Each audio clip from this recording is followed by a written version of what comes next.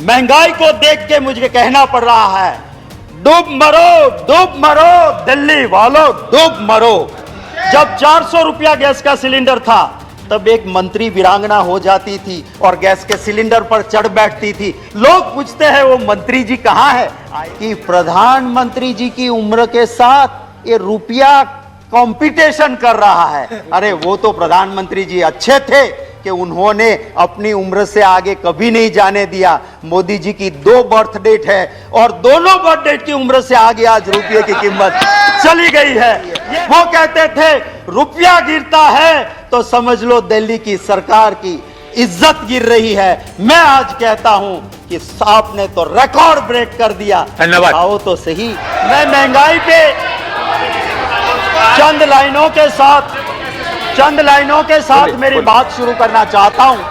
महंगाई पे, हाय रे भाजपाई महंगाई तूने कैसी आफत ढाई, हाय रे भाजपाई महंगाई तूने कैसी आफत ढाई, देशवासियों के जीवन को बना दिया दुखदाई। कि प्रधानमंत्री जी गुजरात के मुख्यमंत्री थे और जब मनमोहन सिंह जी ने कहा कि आप स्टेट वाले थोड़ा वेट कम कीजिए, तो मोदी जी ने क्या कहा था?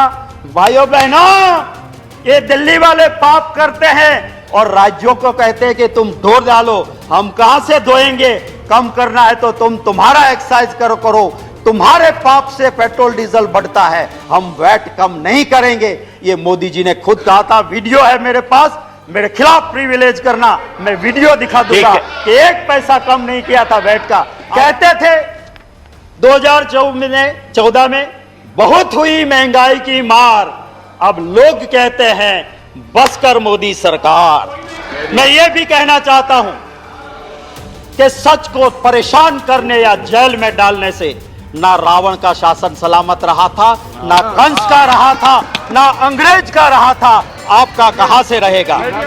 मैं आपको यह कहता हूं, आपके जरिए महोदय, वित्त मंत्री जी, मैं उसकी बहुत इज्जत करता हूं, बहुत शालीन है। और मैं जिस यूनिवर्सिटी की बहुत इज्जत करता हूं, जवाहरलाल नेहरू यूनिवर्सिटी, जहां से बहुत अच्छे अच्छे लोग निकले, उस जेएनयू की वो पास आउट है, वहीं से उन्होंने शिक्षा ली है। जिनको कुछ लोग शासक पक्ष के जुड़े हुए कहते हैं देशद्रोहियों का अड्डा, गुंडों का अड्डा, मैं उस जेएनयू का बहुत समर्थित हूं। मैं वित्त मंत्री जी से गुजारिश करता हूं कि आप तो संवेदनशील है, आप जरा गुजरात के उस अखबार को 4 दिन पहले के उठा के देख लेना। एक एजुकेटेड बंदा सुसाइड करता है और एक सुसाइड नोट में लिखता है कि मैं मर रहा हूं, मैं पढ़ा लिखा, मुझे रोजगार नहीं मिला, मजदूरी करता हूं पर महंगाई इतनी है कि मैं मेरे घर परिवार का पोषण नहीं कर सकता हूं, मैं आत्महत्या कर रहा हूं।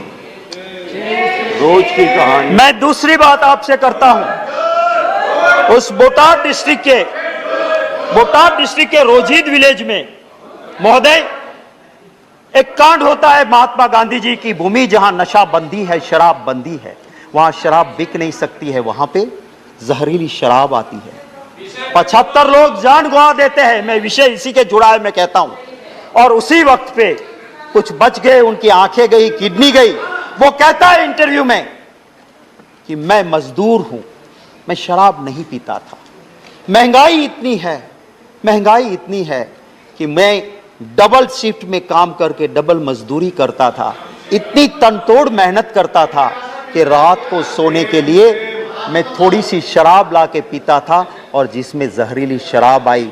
मैं आपके जरिए वित्त मंत्री जी से गुजारिश करूंगा कि प्रधानमंत्री जी तो अबे गए, वो वहां रोजीद नहीं गए थे, उन गरीब के आंसू पोंछने नहीं गए।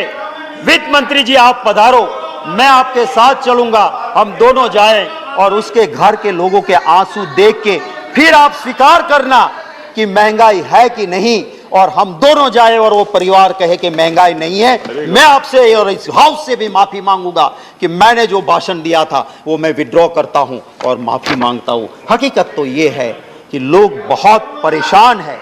हमारी बात, ऑपोजिशन की बात, लोकतंत्र में सरकार को सुनना चाहिए और लोकतंत्र में ऑपोजिशन की बात मानना भी चाहिए, पर आज का दौर ऐसा नहीं है। महंगाई से परेशान लोग महंगाई के परेशान लोग उम्मीद करके बैठे थे कि पार्लियामेंट शुरू हो रही है, हमें कुछ रिलीफ मिलेगी, हमें कुछ राहत मिलेगी।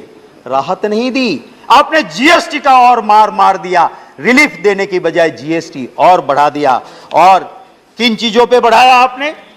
जो सामान्य नागरिक खाता है, आम नागरिक, curd, lassi, buttermilk, paneer, rice, sweet, muri, jaggery, natural honey. 1000 से नीचे वाले कमरे में कौन रुकता है? एक गरीब रुकता है। उस होटल का 1000 के कमरे के ऊपर भी आपने जीएसटी 5% डाल दिया। अरे यहां तक कि आपने स्मशान को भी नहीं छोड़ा, स्मशान के ऊपर भी आपने जीएसटी डाल दिया। इससे ज्यादा और क्या हो सकता है? महोदय, मैं ये कहना चाहता हूं, अभी माननीय सदस्य प्रकाश जावड़ेकर जी कहते थे कि आप ऑयल बॉन्ड लाए। मैं आपको कहना चाहता हूं, आप आंकड़े देखिए, पेट्रोलियम एनालिसिस सेल के आंकड़े देख लीजिए। आपने 27 लाख करोड़ रुपए वसूल किए और बॉन्ड में कितने भरे हैं आपने? सिर्फ 98,000 करोड़। और 27 लाख करोड़ रुपया आपने टैक्स कलेक्ट किया। किस नाम से आप बॉन्ड की दुहाई दे रहे हो?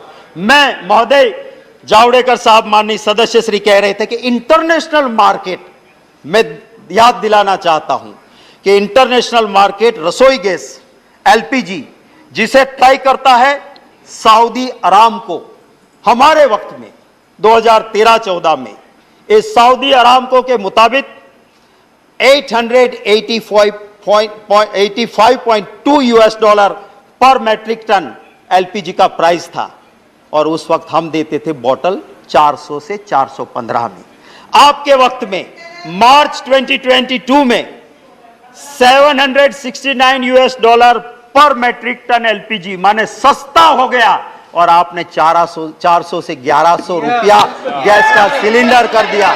जब प्रधानमंत्री जी मनमोहन सिंह जी थे, महंगाई के लिए डॉलर की कीमत और रुपये को साथ गिनते हुए मोदी जी ने कहा था कि प्रधानमंत्री जी की उम्र के साथ ये रुपया कंपटीशन कर रहा है। अरे वो तो प्रधानमंत्री जी अच्छे थे कि उन्होंने अपनी उम्र से आगे कभी नहीं जाने दिया। मोदी जी की 2 बर्थ डेट है और दोनों बर्थ डेट की उम्र से आगे आज रुपये की कीमत चली गई है। ये हकीकत है। वो कहते थे रुपया गिरता है तो समझ लो प्रधानमंत्री गिर रहे हैं, उसकी इज्जत गिर रही है। वो कहते थे रुपया गिरता है तो समझ लो दिल्ली की सरकार की इज्जत गिर रही है। मैं आज कहता हूं कि आपने तो रिकॉर्ड ब्रेक कर दिया। दिखाओ तो सही कि कौन गिर रहा है आज के देश में, वो दिखाइए तो सही।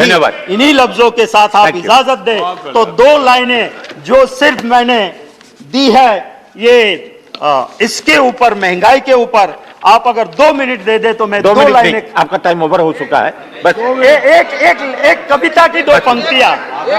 हाय हाय भाजपाई महंगाई महारानी, थोड़ी सी देशवासी पे करो मेहरबानी, सारा देश तुमसे परेशान, कुछ तो कृपा करो सरकार। आई है जब से भाजपाई, कठिन हो गई है देश की जिंदगानी, स्वाद गया जीवन से बेस्वाद हो गई है देशवासी की जवानी।